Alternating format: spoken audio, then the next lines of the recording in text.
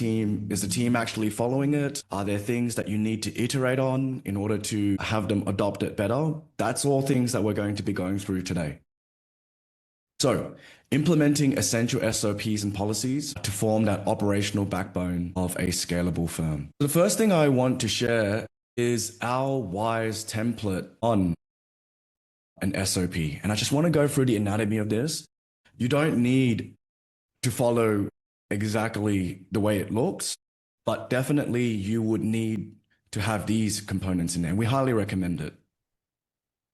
So the general idea of an SOP is that you want your senior management team, your executives, to take ownership of their area in which they're heading up. So reflecting on the 7 divisions, we have board, marketing, sales, production, quality, admin, and accounts.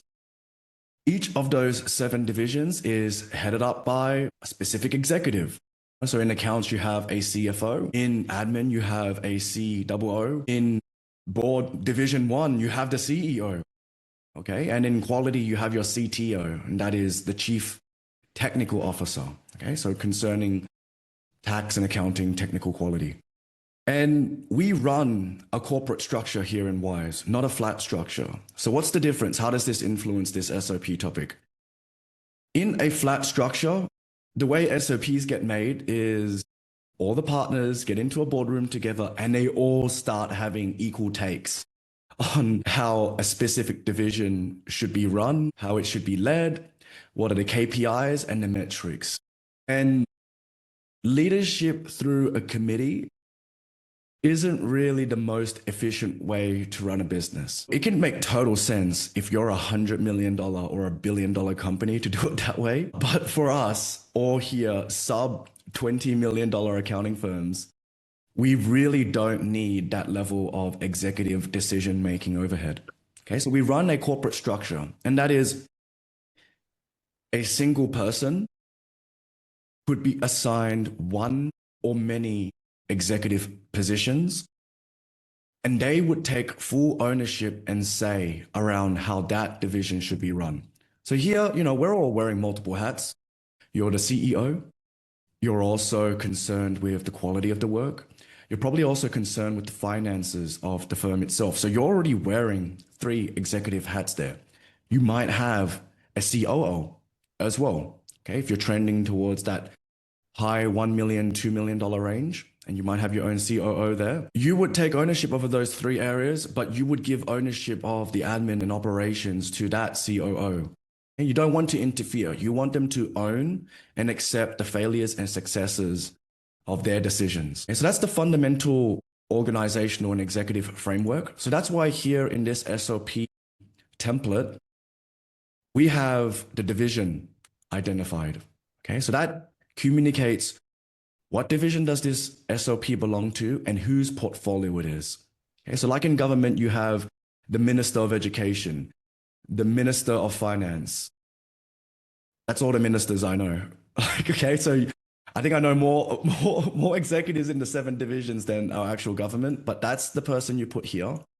That's the person who, if there is anything going wrong with this SOP, if you pick up an issue, if someone complains about something, if something goes wrong, we know who the buck stops with.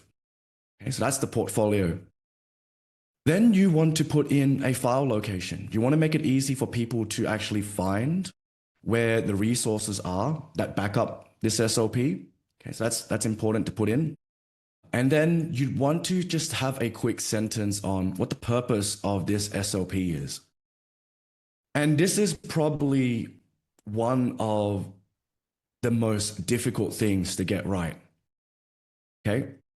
I've seen firms where they'd have like a database of 400 SOPs. And just ask yourself, do you think any of their team members have read through 400 SOPs? Have any of us ever read through 400 SOPs? The answer is no. Okay. There is a balance to just how granular we want to make this. And a really great mental model to follow is if you have one large things, it's often made up of 10 medium things.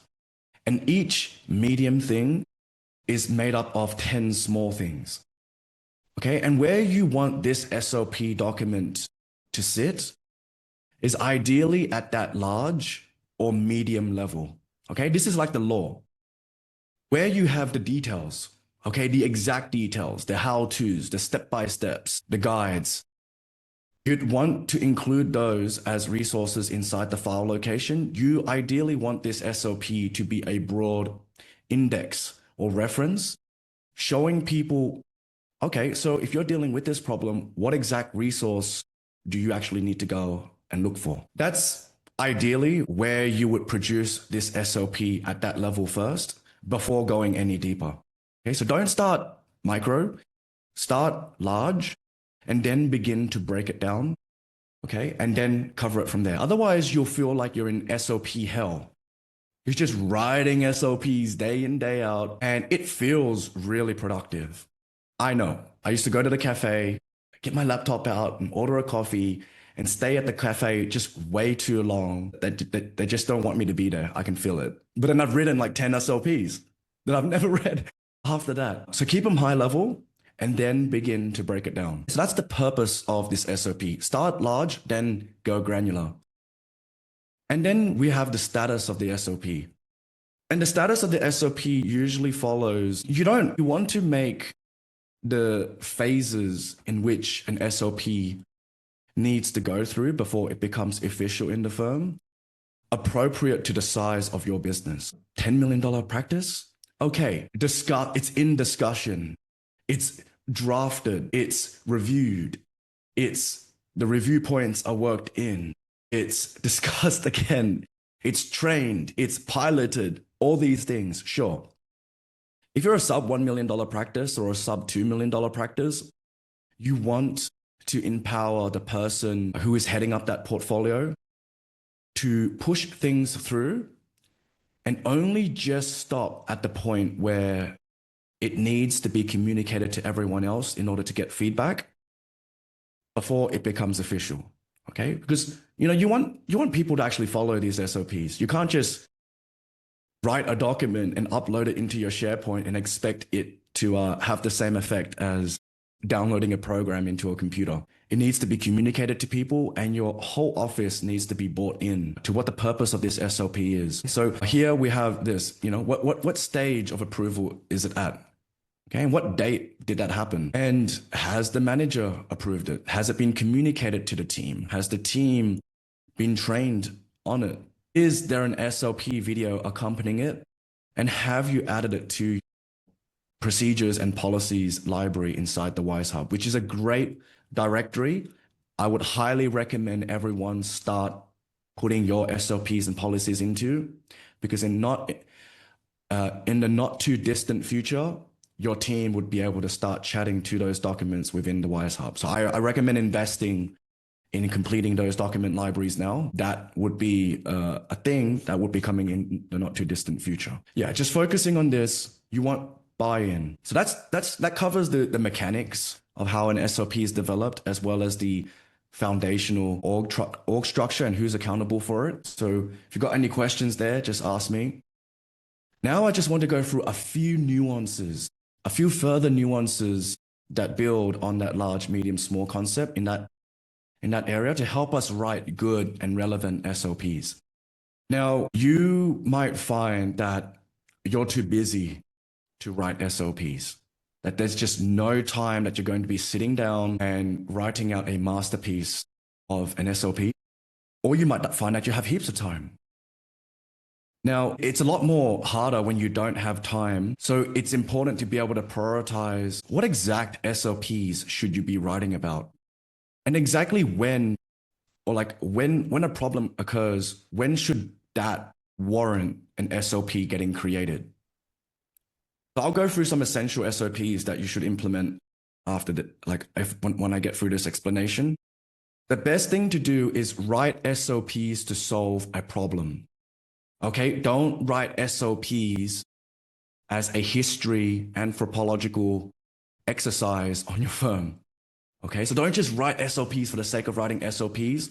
If you're short on time, you clearly have a list of problems and issues that you can write down on a single list, you probably get like 20 or 30 of them there.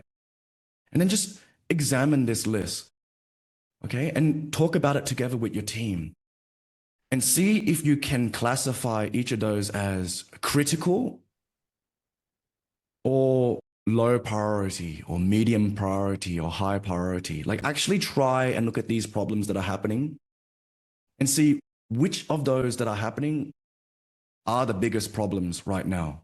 That if what you would ask yourself is this: I can't just write a large SOP. I don't have the time. One large SOP becomes 10 medium SOPs. I don't have the time to write 10 medium SOPs. One medium SOP becomes 10 small SOPs. I don't have time to write 10 small SOPs to cover a one medium SOP. So sometimes you just need to write, and more importantly, find what is that one small SOP that you can write now that is going to have the biggest impact on your firm. And then focus on that. And then actually try and implement it in your firm. And you're going to find writing was the easy part. Implementing it and seeing people still fall over and then fixing it up is what makes it hard. Okay, so just find that small SOP that you can write. If I translate it into another principle that we communicate here a lot in Wize, it is micro train. Okay, and that's the very essence of micro training. When you're micro training, you're dealing with developing a micro SOP for a point solution to a small issue first, and then just deal with this. It's also how you practice the 80-20 rule. 20% of the SOPs you write are going to have 80% of, are going to result in 80% of the operational success in your firms. So conserve your time. One more story. There's a firm I coach I think it was a year and a half ago or two. They were going through an SOP drive. Like they were just in this mood to write SOPs. They needed to get SOPs across their firm. So they paid a person about 20,000 USD, they're in America, to write their SOPs. And they go through months of doing this. I didn't know that they were doing this because they just thought this is the right thing to do. And months later, they show me what they've done. And I'm like, okay, great. That's incredible. That's a lot of money as well. So they paid a technical writer to do this. So I said, go and show me your SOPs that you've produced from this exercise. And when I read it, it was SOPs where it was going through, if you're using this workflow software, this is how you create a job. You click on this, you click on that, you go here and you go there. And I said to them, what problem are you solving by writing that SOP? I'm like, well, obviously, we were trying to get everything consistent and reliable. But I said, you're so short on time. What actual problem are you solving with that SOP? Like what problem are you solving that software didn't already have its own manual on? So you just paid someone $20,000 to rewrite the manual that this app probably already had. And obviously anybody who spent 20 grand and a lot of effort and time developing it, you're going to have this sinking feeling in your stomach that I probably should have just asked Thomas how to approach this first, because I would never encourage us to just write SOPs. You want to write it to solve a problem. I asked Ed this question 7 years ago when I started working together with him, and I knew, SOPs were the thing. You want to put what's in here out there from your senior team members and everywhere else into one central repository. I said, how detailed is this supposed to be? And he said, when you hire someone, there is an acceptable level of skill and experience and capability that person will have that you can assume that they will do competently. Okay? You don't need to write an SOP on how to go to the toilet. It's not get up off, these are his words. You get off of the seat, you walk out the office door, you walk down the hallway to the left, you open the store door and you pull down your pants. I'm like, okay, Ed, I get it. Like, you don't need to write that. You don't need to do that. All right? You can assume because life is too short to be writing SOPs on everything. Write SOPs when there are a problem, is my point. Okay. If you start writing an SOP and you cannot say that this is going to solve a problem, then don't write it. If you can't look at a bunch of problems you have and then point to that SOP you're writing and then argue that that SOP for that problem is the most important problem we should be solving right now, then don't write it. We need to be smart. We don't want to just be following rules literally and not using our critical thinking. SOPs are a tool in order to solve a problem. More importantly, SOPs that haven't been implemented or seen in practice yet are just guesses at how that problem is going to be solved. Okay, you might not feel like it's a guess because you being the firm owner and partner and senior leader feel like you have a really great grasp on everything that's happening in the firm. The truth is, if you're following the Wize method properly and you're withdrawing from your firm, you are going to start to lose touch. Okay, you will simply lose touch. You'll forget how to use the tools. You won't know exactly how the team, through many, many months and years of using the systems you've implemented years ago, are using it today. Okay, they've made all these spot fixes in order to fix things because they don't want to keep asking you every time because you've empowered them. So when you create SOPs, ideally you get the person who is central to that problem into the same room as you and you start asking them questions. Start to brief yourself again on what exactly is going on. Tell me how this works. Tell me how you guys have been doing this. And then work towards a solution. Okay? I have that issue now. 6 years ago, I was all over carbon. I'm all over ignition. I'm like in and out of the workflow. I know like the to-dos of every task and the statuses and how everything was connecting together. I was all on top of it. Today, we're using different tools, content snare, a different workflow system. We're still using ignition. But I only got involved in order to make the decision to implement it and configure it. But I wasn't there to actually design the granular details.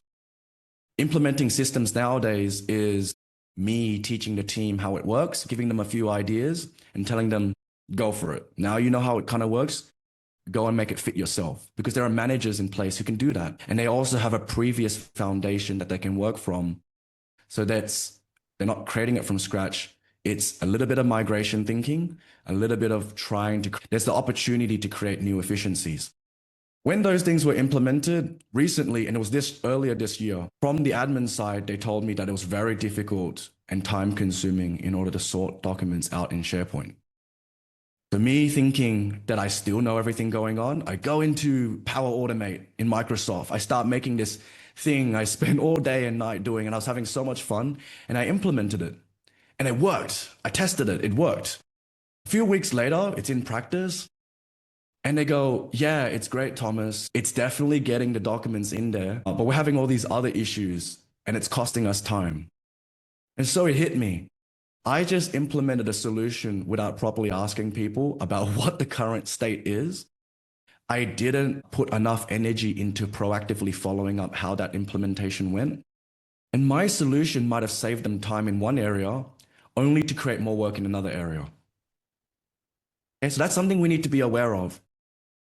And if anything, it should feel liberating. It should feel liberating that you aren't the person with all the answers, that it's going to require collaboration in order to get things to work.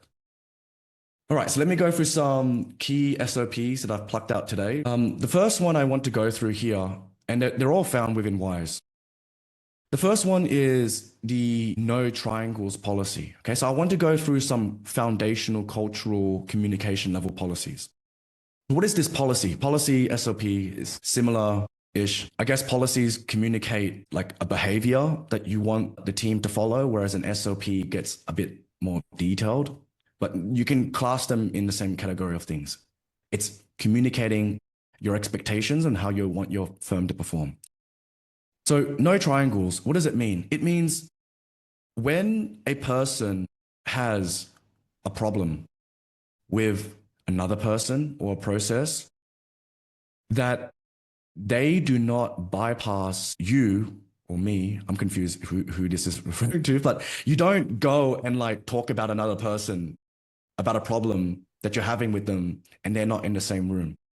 It might sound like a really obvious SOP that you just go and explain to your team and then that's it and call it a day.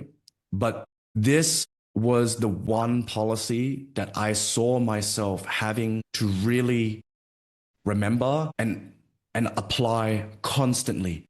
And it happens a lot when there is a lot of change happening within the firm.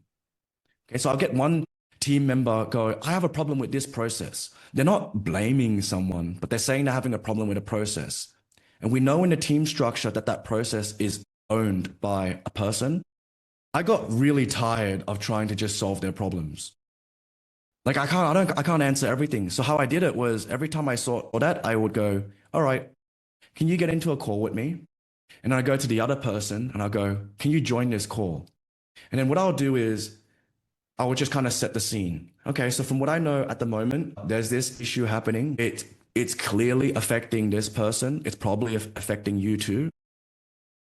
Let me help mediate and moderate a conversation around this. And my job would be to make sure no one gets emotional, that everything always stays de-escalated. And I'll really focus on listening and extracting out the action items from this discussion. Okay? Because I don't know the answer. I don't know the answer to your problem. And I don't want to know how to figure out the answer. My job as a leader is just to bring people together. Okay? That's already hard enough. So start chatting with each other.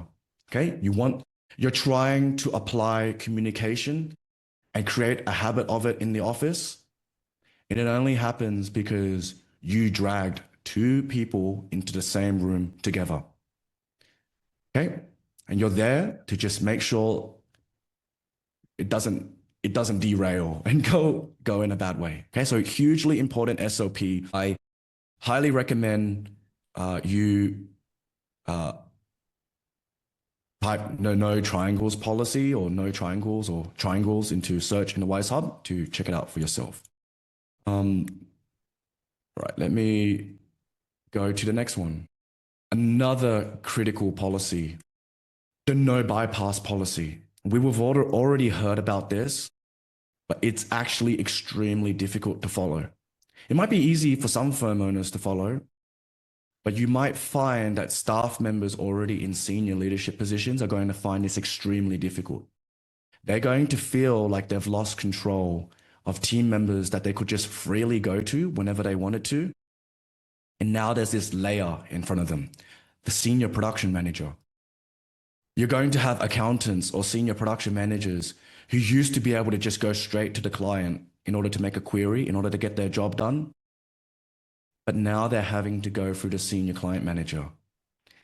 And the senior client manager would then be the person to collaborate with Division 6 in order to help them communicate with the client and follow them up. But it's so critical we are strict with this flow of authority and who is allowed to do what, because it's what keeps the team organized.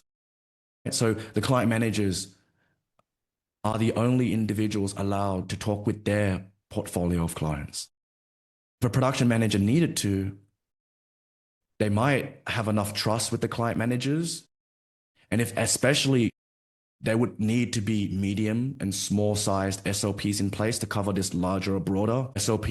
I guess you can call large SOPs policies on when is it okay to contact the client. Okay, and what are the procedures you need to follow? For example, you always need to CC me in. When you write the email, you must always say, on behalf of this person, so that the client doesn't get confused that they're getting palmed off to another accountant. We don't want them to feel like they don't know who to go to. Client must always feel like they have one point of contact. Likewise, the client manager can never just go straight to the accountant and start giving them instructions, no matter how annoying and how much stress and anxiety that client is giving them. Do not allow the senior client manager to go and instruct the client. If you are that senior client manager, do not bypass your senior production manager. Every time you do it, you will set this person back. You'll be setting yourself back from withdrawing from your firm by a year. You bypass them and they'll go, maybe I'm not good at this. Maybe I didn't do it right. Or, I don't I don't have the confidence that I can take full ownership over this team if this person just keeps coming in and like stepping in. I don't want to invest energy into that. I'm just going to stick to my work. Okay. And it takes a long time to come back from that. So accept the imperfection in the beginning. If there's ever an issue with the senior accountant, always have that production manager in the room. Better yet, talk to the production manager first and ask them, would you be able to handle this problem on your own? Or would you like me to be in the same room with you? And then mediate it. Okay, so let them make the choices. Otherwise, you're just going to be making every single choice. Withdrawing from your firm into a higher strategic leadership position in your firm where you can look out into the future and be that person who mentors the team is a second by second conscious mindset choice. You must never forget it. You just gotta resist. You have to resist. I have firms I've seen where for years now, they still go, just this job. I'll do this tax return. Like, I'll just do this tax return. I'll explain it to the accountant. It's always an exception. It's always, in their mind, an exception, a small exception. But then when you step back, those exceptions were like 60 to 70% of the work. You never notice it. You think it's a small thing, you're only tricking yourself, and now it's everything. So this is the no bypass policy. Highly recommend going to modules 16.2 to review it. Okay, make sure you do not violate it and make sure you teach your team about this. One last thing I'll say on this policy is that often we'd ask ourselves, but I don't have a good senior production manager. They can't review the work. They're not good enough. They don't have enough technical ability. The only thing I'd be worried about is if they're making people upset. But then, everything can be coached. Otherwise, they just might not be meant for that position. Okay, they might be resisting it in some way. But how you train a senior accountant who has never had any experience managing anyone else, okay, the smallest step that you can get them to take is to start identifying problems in the team and then talking to them about it first, and then bringing that person into the room and then coaching them through solving it with that person without you taking over. Okay, it will feel slower. It will feel slower, but that is a balance sheet move because they'll get better at it. You can always solve something fast. Look, sometimes it's necessary. Sometimes you just got a problem. You don't have any time at all to actually just like let things take its course because it's truly high stakes. Like that client might end up in an audit. That client might end up in an ATO penalty. Things like this, sure, step in if it's high stakes. But otherwise, if it's low stakes, allow yourself to solve problems through people, even with your clients. Don't just pick up the phone and start solving problems with your clients. See if you can talk to the client manager and coach them through solving it and how to solve it. Okay? When you work through people, you're helping them build new habits with your consciousness, right? Okay. Yes. I'd like to ask, I used to work in a bigger firm, which has got a different team structure. So as a senior accountant, there's a different level of a senior accountant.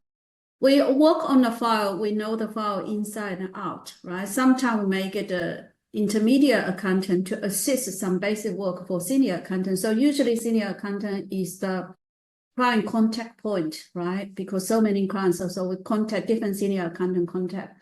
But in this team structure, which we involve senior production manager and a senior clients manager, I feel like it's a bit waste of time if a senior accountant, intermediate accountant work on the file, senior accountant maybe work part of the file, then have to pass on senior production manager, senior client manager, too many layers of the kicking balls. So I was wondering, maybe just get a senior accountant contact client directly and then copy senior client manager, senior production manager into the procedure, make it work faster? Or how does this process work? I'm just not familiar with how this works. Yeah. Okay, so I'll answer these in two parts, okay? The first one is, as you can see here, there's beige, green, and blue, right? Each of these colors, these client managers, and production team, they have a different focus. So with a client manager, their focus, their goal is to develop the client relationship, to be able to listen to their goals, their pain points, their priorities. And it's not just to deliver the work, but to be able to grow the engagement, right? And often what happens here is that the client manager would actually not be tasked with production work if we can help it. Because when we allow them to spend time in front of the clients, the firm will grow. Okay, so there's a general saying, if you want your firm to grow, spend more time in front of your clients. In the Wize firm, because we're withdrawing from things and delegating it, we've created this client manager role. With the production manager, they're the sort of production person who is, like the sort of person who is really detailed and slow. Okay, like if you want something done quickly, you won't give it to them. But if you want it done right, that you give it to them. So this production manager is that type of person. Okay, they're slow and extremely detailed. Whereas in the production team, the senior accountants and intermediate bookkeepers, their main focus is from getting the job started and to 90% as quickly as they can. It doesn't mean that they're reckless, but they're all about like speed and getting through the work and then handing it to the production manager to review, to produce review points. And then the production manager wouldn't fix up those review points. The production manager would send it back into the team to go and fix because they're too slow, but they're careful, right? So it's a central place where you want quality to meet a consistent standard. Now, in your example with the intermediate accountant and the senior accountant can, in fact, work underneath an intermediate accountant. Okay, like they can work together on a job. It's possible that work assigned to a senior accountant can be divided to an intermediate accountant. If this person has any technical queries, they would go to the senior accountant first. And then if that person had any queries that they couldn't answer, they'll go to the production manager. But what, as you can see, what we're trying to do here is we're literally trying to protect the client managers from the production work itself. Because at the end of the day, what is the outcome that we're trying to achieve as a business? It is to grow and then to do so profitably, right? If we do not have a framework around what role does what type of work, a senior accountant could be doing a low fee job, but then they're getting paid a salary of like $110,000 a year. They could be doing a job that an intermediate accountant could do. So what this does is it gives you a framework for push work down to the lowest cost resource so that you won't end up in the write-off. That ensures that the firm is profitable. And at the same time that your client managers ideally will never ever have any in-progress work surface to them, and that the only work that they would ever get is from the production manager that they've approved, so that they can just spend time trying to draw out any strategic insights and value from the work done and have those meaningful conversations with the clients. I'll add one more point. Ed would say it's not about efficiency, it's about effectiveness. So it's very efficient to get the work done and just send it to the client and they sign it and then they give it back to you and you lodge it. That's very efficient, but it's not effective.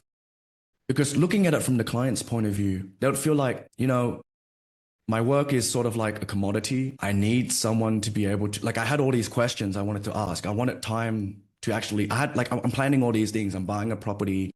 I'm thinking of like giving this to my kid, or I'm starting a business, or I want a super fund. And those are all great opportunities if we can spend time to actually hear the client out and listen to them, and not assume that just because they're a C or D client or low fee paying client, that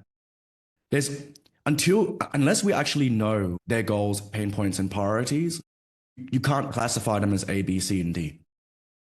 Okay? You could have an A client who is today a C client, but they're ambitious and the business is growing quickly. Okay? You want them to be supported by the most expensive person on this team the senior client manager. I think in Sydney right now, this person will get a salary of about $140,000, $50,000 a year. This senior production manager is the second highest paid person on the team. They're in Sydney about 100 to 110,000 or 20,000 even a year. And an assistant client manager gets paid similarly to a senior accountant. So like around that 80 to 100 mark. And then the intermediate is 80 and below. I know I went through like a few different areas there, and I said in 2 areas, but I think I said 5. Were there any questions from there, Joy? Did that make sense? Yeah, I think you make it a very good point. I think it's more than just get the work done. The senior clients manager is more about to get more sales from that perspective point of view, or expand the service area to identify what is that opportunities there to increase revenue or different source, right? It's more about a service base.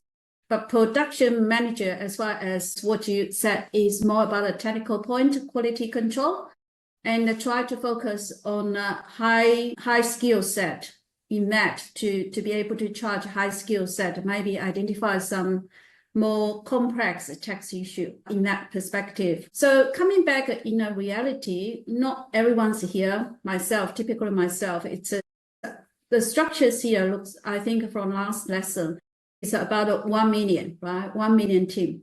So I would say from practical perspective point of view, myself as business owner, at this point, I would be the senior clients manager if I put my hats on, which is engaging clients, see where's the opportunity to increase the revenue, marketing, any service we can expand from existing clients. Then it's a matter to find a senior production manager, which is a high technical, can solve the problem for the tax compliance and more from that perspective, technical perspective point of view, and then try to get the senior accountant to do the groundwork to get the work more quick, fast, more from that.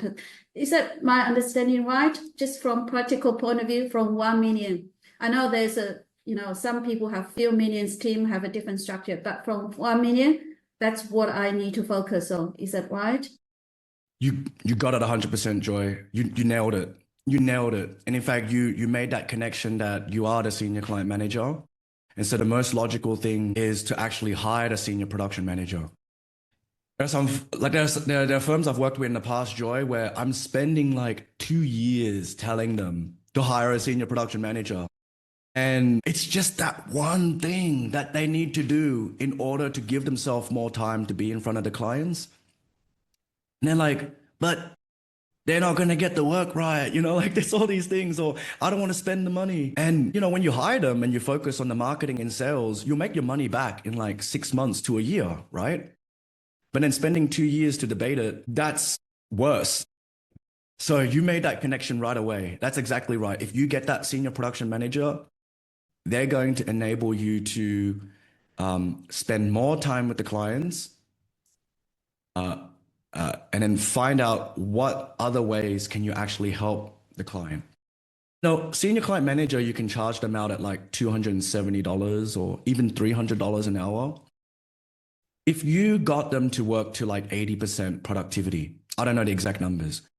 If you got them to work to 80% productivity, you'd end up with like a multiple billables to their salary of something like 3 point something to 4.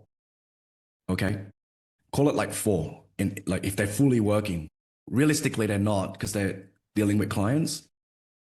That's not as good as if a production person down here, an intermediate accountant, was from the Philippines getting paid $26,000 a year and they're outputting about $150,000 worth of work each year. Like that's greater than what, like 6? Like that's 6 or 7 or something times their salary. So even if this person did do all the billing work, it still wouldn't be the most optimal move. Work should go down. Their increased multiple allows for them to, if the production manager can make sure that they manage the error rate and then control for the quality, the work will be done profitably and the client managers will be bringing in even more. But yeah, you got it right, Joy. You got it 100%. Can I jump in? Another question, just expand what you're saying here. Let's say in 1 million's team, at what sales level, say from 400 or 500 or 600, from that point, you start to hire senior production manager. Because if you hire too early, then which means as a senior client manager, which is a business owner itself, don't even get paid enough to be equivalent to senior production manager. So I was wondering, when the revenue base reach to that level, you start serious thinking, because at this point, you may not be able to afford it if you have a couple 100,000 in revenue. So would you be able to give me some kind of a guide there? 100%. A senior production manager on paper is like how we described today, but then in real practical reality, your senior production manager is going to be your best person, your next best person who, they'll just be like your next best, most technical person. If that person is more like wanting to be on the client side, at that $400,000 to $600,000 range, that person might be a hybrid between an assistant client manager and a senior production manager. So it's okay for them to wear two hats, but you just have to recognize that it's two hats, and that if they're more of a people person than a quality person, you're going to have to deal with the fact that the work is just going to be lower quality. But you're still winning because you're able to delegate the C&D clients. So you were already doing the reviews, but you're freeing yourself up from the C&D clients. If the production manager is super good, okay, then they can just take out over all the production, and hopefully you don't do any review work, or you're only doing it way less, like 10% of it, which is 10 to 20% is still success. And then you will handle the entire client portfolio between 400 to 600,000 fees. But because you're the owner, it's also good because you would be turning these C's and D's into A's and B's and A's and B's into even greater ones. So around that range is how it looks. It's sort of a hybrid, and you just got to depends on what, the hand that you got. Everyone's got a different hand. Everyone's firm has a different set of people, and you have to play them to their strengths and accept compromises. After K, which is the first danger zone, it's the danger zone because now that ACM and SPM really needs to start being two different people. And when making that hire at that point, you will notice that your profit will dip. Okay, you'll end up working harder. It will feel like you're winning more sales and working harder, but you're earning less profit than when you did at like 400K. Okay, because now I have to hire this one person for the future. And it's such a danger zone because the typical staff member here, especially at ACM or SPM level, they're going to cost like 90 to 100K. And you can't get part of this person. Like, you don't want to hire a part-time person. You need to get a full individual to assume that role. And it just feels really expensive. You make less profit than before. It's one of those tests in business, okay? It's the test of running an accounting business. If you can make that decision and stomach it and get through it, because you understand that it increases your capacity to be able to win new clients and grow the team, you will return to 25% EBITDA in no time.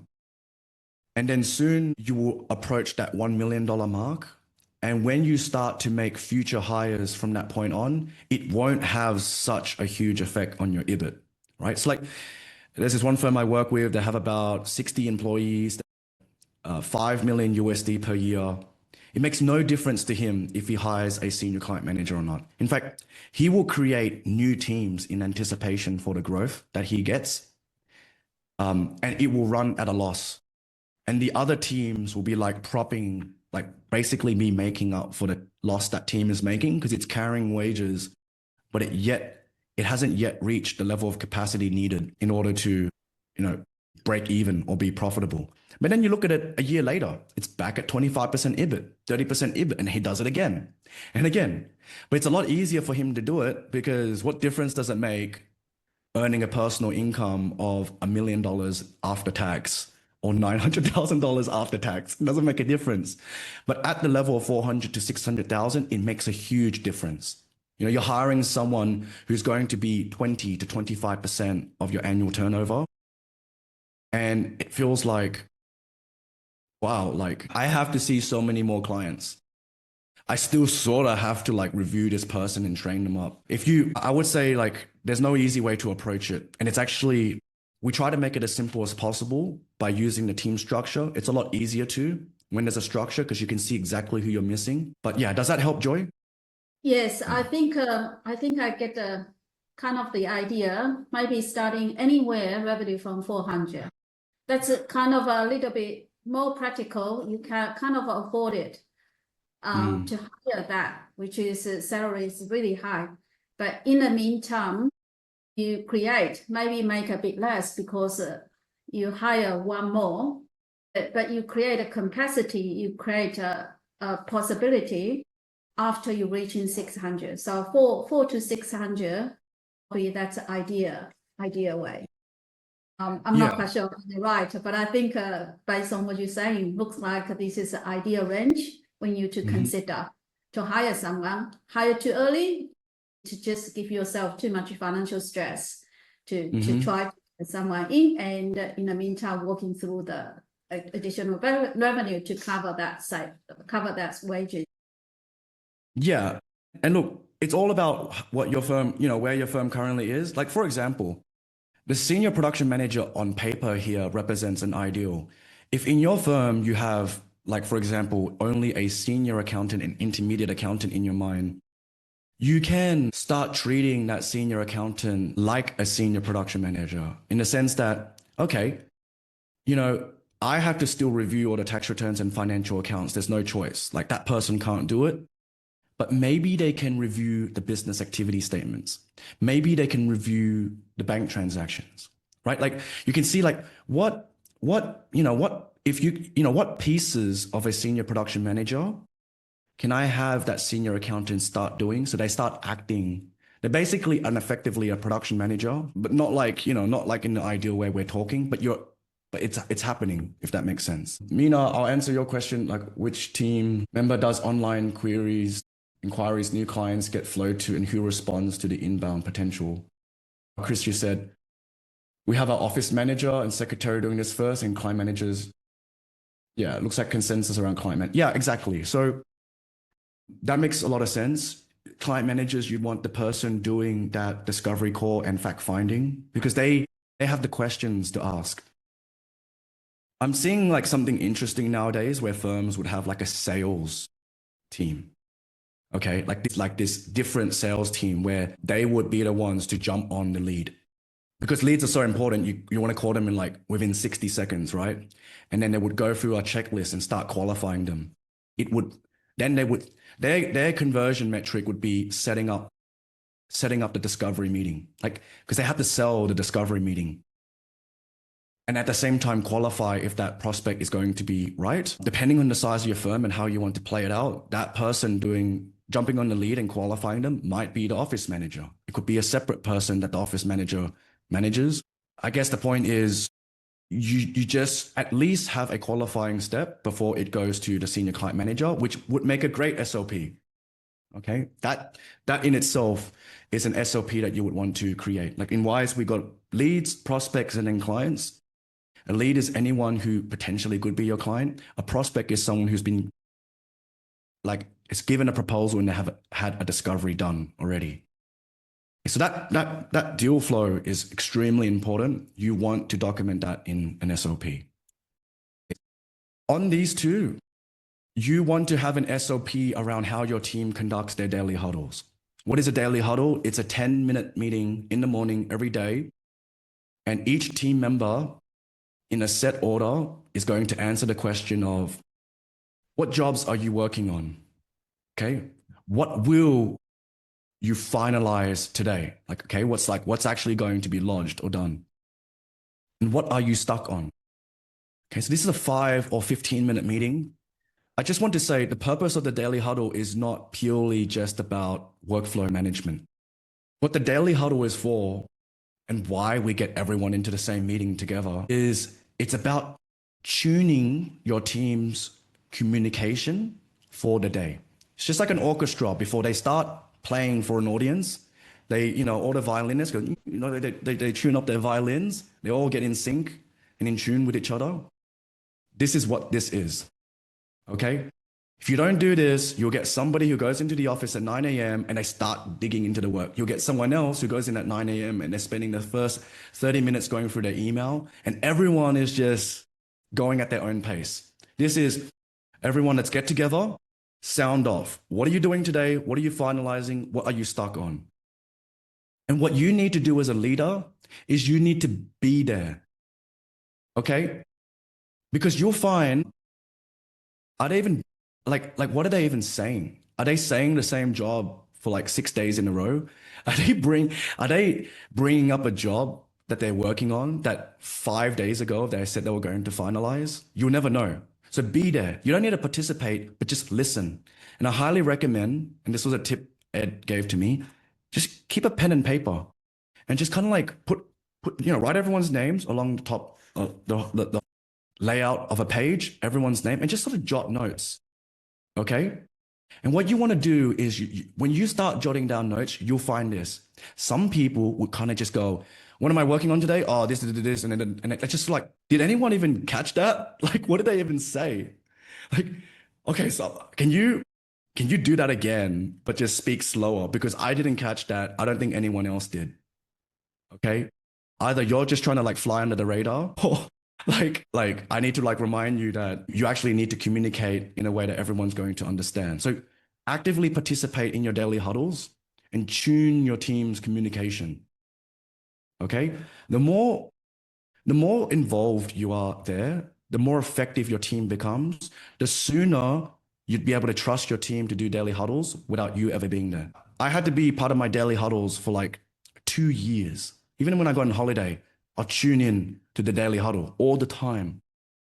I'm like, when do I get out of this? Like, when can I trust? When can I like at least listen to like 30 daily huddles in a row? And I'm like, they got it. There's no reason for me to be there. Sometimes I get out and a problem happens and I get back in. I haven't been in a daily huddle in ages. You need to be there in the beginning to set the standard, okay?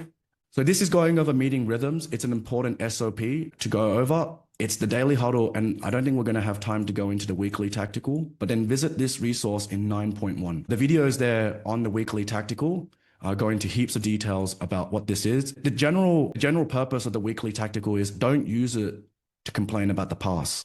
Use it to plan for the future, okay? Just look forward when you do these weekly tacticals.